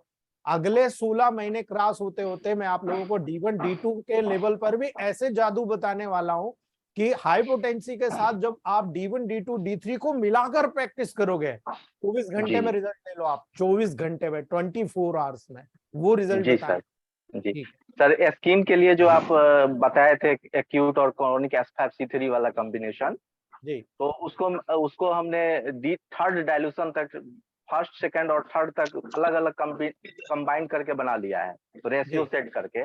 और उसका रिजल्ट सर इतना अच्छा स्किन पर आ रहा है जी ये लोग मांग के ले जा रहे हैं कि वो स्किन वाला दो कॉम्बिनेशन आप मुझे दे दे। Very good sir, very good, बधाई जी sir, sir. Thank you sir. ये फीडबैक्स क्या है, ग्रुप में डाला करिए, ताकि क्या है, हमारे भी दूसरे जो लोग हैं ना, जो बिल्कुल अभी शांत बैठे हुए हैं, ठीक है ना, जी, उनको जी, मोटिवेशन मिले। हम चाहते हैं कि हम सब एक साथ, आपके पेशेंट को कोई भी तोड़ नहीं सकता, ये लिख लेना आप। जो आपके पास आया आपके पास ही आएगा, दूसरों के पास नहीं जाएगा। इसलिए ये चीजें मैं खुद बताता हूँ, मैंने अपने स्वयं के 450 पेटेंट मैंने ओपन कर दिए मार्केट, ठीक है, जी मेरे खुद की प्रूवन है ना। इसीलिए आप सबको बताइए, आप सारे भाई बंदी आगे जाएंगे, ठीक है। जी थैंक यू वेरी जी much sir, sir. Thank you sir, thank you sir. जी, good morning sir. Good morning Rakesh sir. ये हमारे बेंगलोर के शेर हैं सर, ये राकेश सर बेंगलोर के बाद में इनका परिवर्तन सुनिए। जी राकेश सर प्लीज। सर मैं ये पूछना चाह रहा था आपसे कि जैसे D1 में अगर अपने को कुछ किसी को देना हो तो सर वो 30 ml में 5 ड्रॉप ही लेके सर बना के देंगे क्या सर? बिल्कुल इक्वल क्वांटिटी में मिलाना पड़ेगा D1 में, याद रखिएगा आप। D2 में भी यही? देखते, छोटा सा उदाहरण बताता हूँ मैं, ठीक जी है। कोई आया आपके पास, तो वो कह जी रहा साहब मुझे गले में बहुत दर्द हो रहा, मेरा लॉस ऑफ वॉइस हो गया, मुझे बहुत ज्यादा इरिटेशन हो रहा है, ठीक है। आप क्या करोगे, डायरेक्ट आपने एज फैक्टर है, ठीक है। बच्चा आया तो P1 C13 वर्वन बी, ठीक है। अगर बड़ा आया मेरे जैसा आया S10 P4 C13 बी वर्वन बी, ये प्रोटोकॉल्स आप डायरेक्ट 5 ड्रॉप डालो और उसको को हल्के कुनकुने पानी में ले ले, आप देखो कितनी जल्दी रिजल्ट मिलता है। मेरे पास जितने एक्यूट केस आते हैं दोस्तों, मैं आप सभी को कहूंगा, एक्यूट केस में D1 का गोल्डन रिजल्ट है। आप बिलीव नहीं करेंगे, जो चीज आप 15 दिन में क्यूर कर रहे हो, 20 दिन में कर रहे हो, 7 डेज केवल 30 ml दे दो और बच्चों को 5 ड्रॉप, बड़ों को 10 ड्रॉप डिस्टिल वाटर में दे दो। देखो दोस्तों, आप पैसा ले लो, चलेगा, ठीक है ना। आप D1 खर्च कर रहे हो, आपको लगेगा अरे यार मैं तो बहुत मेडिसिन बना सकता था। आप जो दूसरी मेडिसिन देते हो उसके 100 रुपए रहते हैं ना, आप 200 ले लो। आप पहले प्रैक्टिकल करो, स्टार्टिंग में 100 ही लो, जैसे रिजल्ट आने लगेगा, जब आपको परफेक्टनेस आ जाएगी। मैं एक्यूट केस में 200 पर बॉटल लेता हूँ 30 ml का, ठीक है। क्रॉनिक केस में 100 लेता हूँ, क्योंकि डाइल्यूटेड मेडिसिन होती है। इसलिए आप अब देखो, आप जितनी हाई पोटेंशियल ग्लोबल्स में दे रहे हो, उधर आपकी सब कमाई हो रही है। वही ग्लोबल्स आप 100 रुपए ले रहे हो, बन कितने में रही है, 10 रुपए में। 90 टाइम्स मोर पैसा ले रहे हो आप। इसलिए कह रहा हूं, आप इधर का उधर एडजस्ट हो जाएगा, लेकिन D1 से आपकी प्रैक्टिस 2 गुना बढ़ जाएगी। ये मेरा चैलेंज है आपको, आप करके देखिएगा, ठीक है जी सर। जी। ठीक है दोस्तों, आज यहीं रखते हैं, काफी लंबा हो गया। कल हम मिलते हैं आगे के प्रोसेस से। Okay okay sir. Thank you sir.